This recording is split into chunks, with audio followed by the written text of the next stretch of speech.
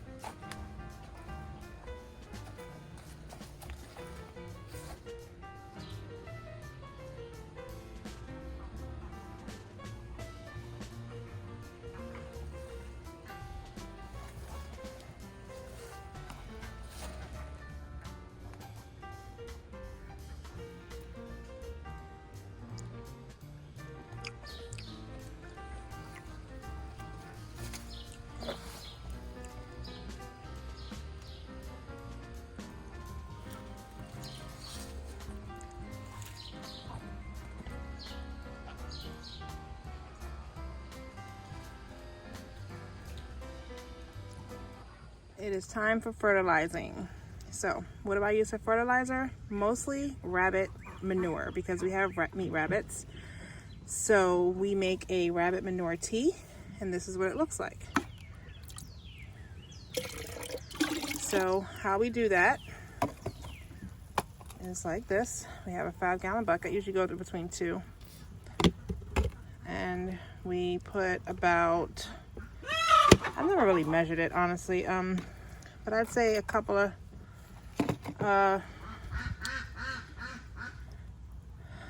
probably about a half gallon's worth of pellets, rabbit pellets, right into the bucket, and we fill the bucket with water. We let that sit for usually about 24 to 48, sometimes longer hours. And then I scoop out the pellets with a either hardware cloth or like a little tray, and put those in the second bucket, fill it again with water, and then this one is ready to be used either directly on the garden, or you can dilute it with, for example, like 2 to 4 tablespoons per gallon of water. Let me see your gallon, Sydney. So Sydney is doing the diluted way, and I honestly, what I did, I just took a scoop here and poured it in there. She filled the bucket, the water with water, and she's just going through and watering the plants. I am just taking a scoop of here and pouring it directly into the tomato plants. And so I'll let you guys see where I left off.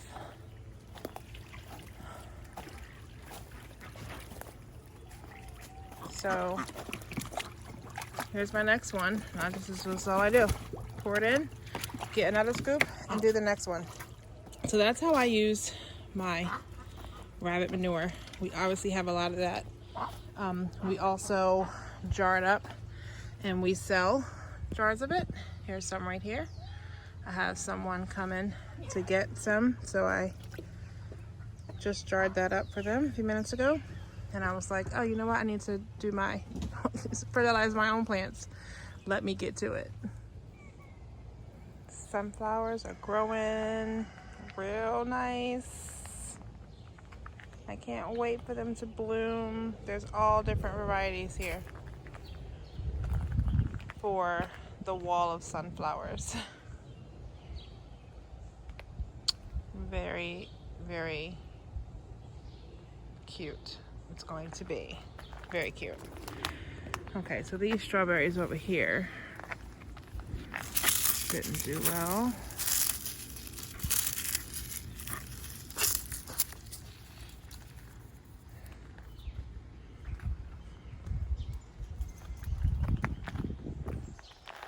But the sunflowers, this is gonna be so cool.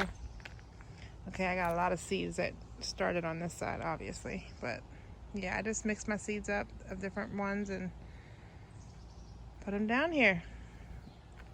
So yeah, excited to see what that looks like when it blooms. I guess next year I'll do more to finish out this, I guess this little wall here, this fence line. I'll try to do that. We have ginger sprouting. There's one there. 2 right there. 1, 2, 3, 4, 5 in this one. 2 in that one. And 1 in that one.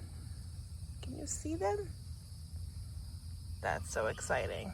Oh, there's another little one right there. Yay! Ginger is coming. We got peppers. So these are the cayenne long. So this is my first time doing like hot peppers so that I can dry them and make for, just for seasoning purposes and spices. But we have 1, 2, 3, 4, 5, 6, 7, 8, 9, 10. This is loaded. This is loaded. Yep, these are hot peppers. They'll burn your mouth, so you don't eat these ones. But yeah, this plant is loaded with peppers. That's very good. Pretty. Yeah. Tomato, don't touch them, okay? Tomatoes are coming along. And then this pepper is the Ring of Fire. And this has some as well.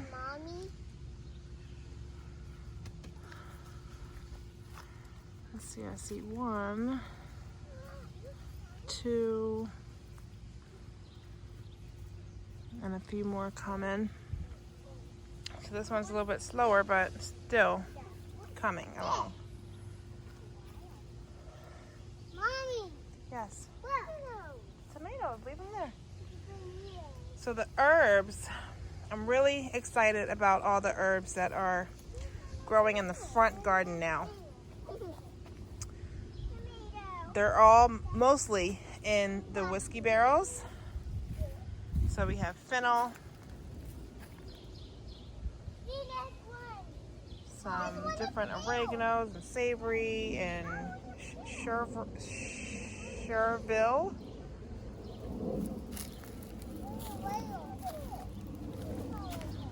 Burn leaf dill, more savory. This is, yep. But down that waterway. Oh, this is calendula and sweet marjoram. Oh,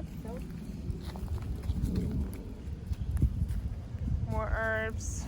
You guys have seen these before. The sage, bee balm. So here we have echinacea. These 2 are new pots since the last garden tour. This isn't a full garden tour. This is just me walking out in the morning and checking things out.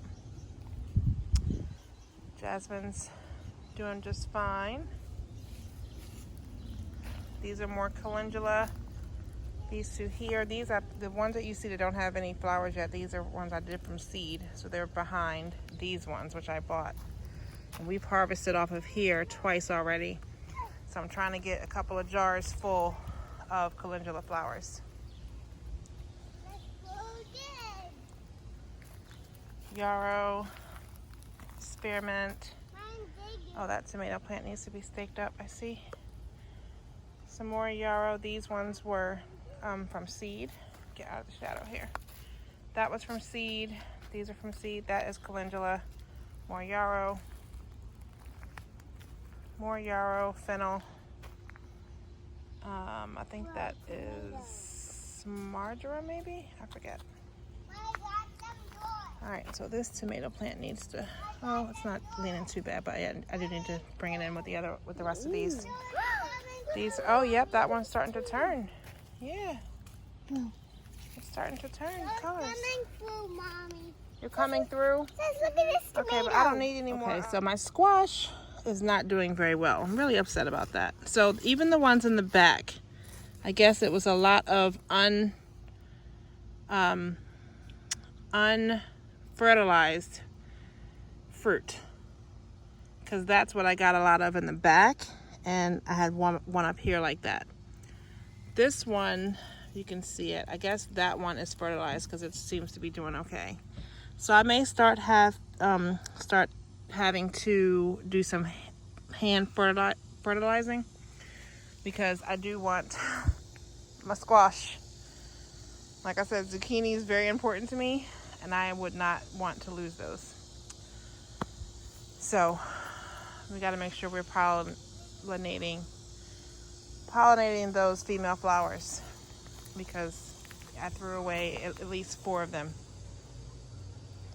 so far this morning, and that sucks.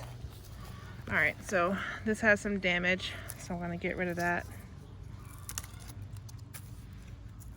These are kind of low.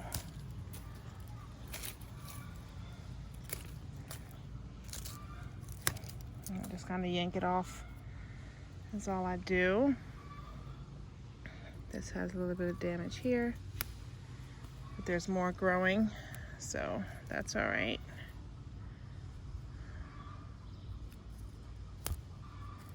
Get rid of that one. But anyway, okay, so back to the herbs. I was saying, I'm really excited about all the herbs in the front yard.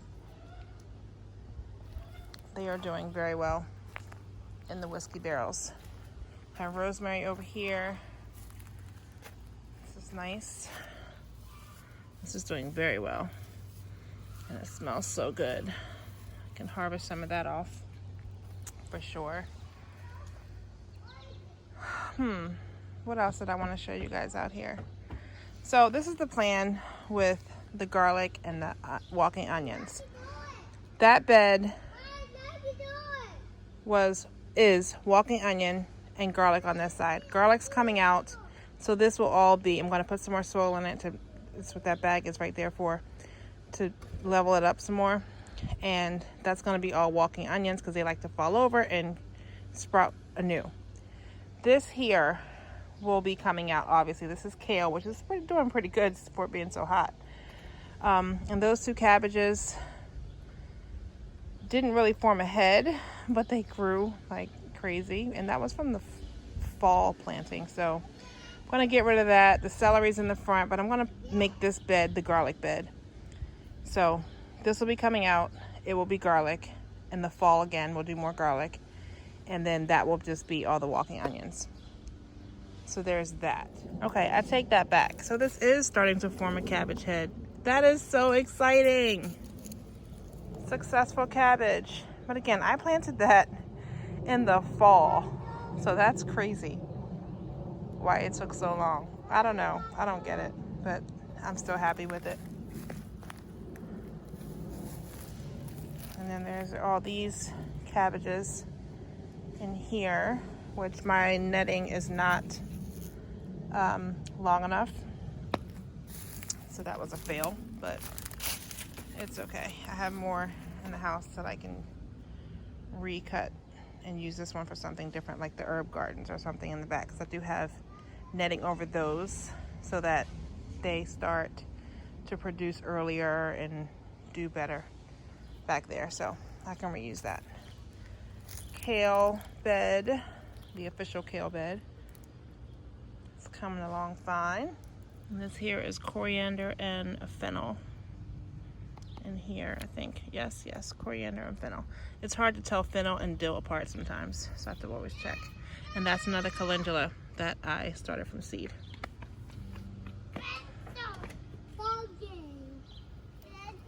It's been so hot, like this stuff needs watering so much more right now. So that's what I'm gonna do. Just water the soil because I don't want to burn my leaves because it is hot and early.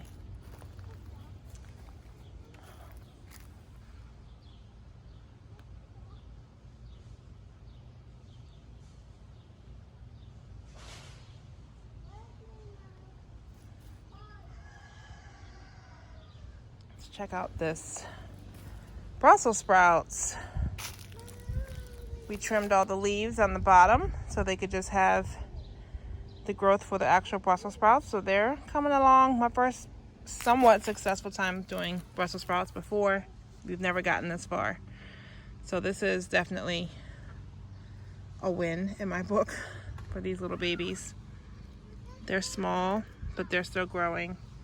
So that's all right. I mean, this one's got some bigger ones, but these ones are definitely smaller, but they're coming. We definitely got some leaf damage from, I don't know, whatever, I guess cabbage moth maybe or something getting on these leaves, but it's not hurting the plants themselves, so I'm not worried about that too much. And bush beans that the babies planted with my husband, they're doing great. So the funny thing is that bush beans confuse me a little bit because supposedly you don't need to stake them, but this is what I get when I get bush beans. They're hanging over, kind of all over the place. I feel like they still need something to stand up. I don't know. What do you do with bush beans? Do you have that same problem? Yeah. Because I don't get it. The fennel is doing well over here. I did the too. That perked up really well.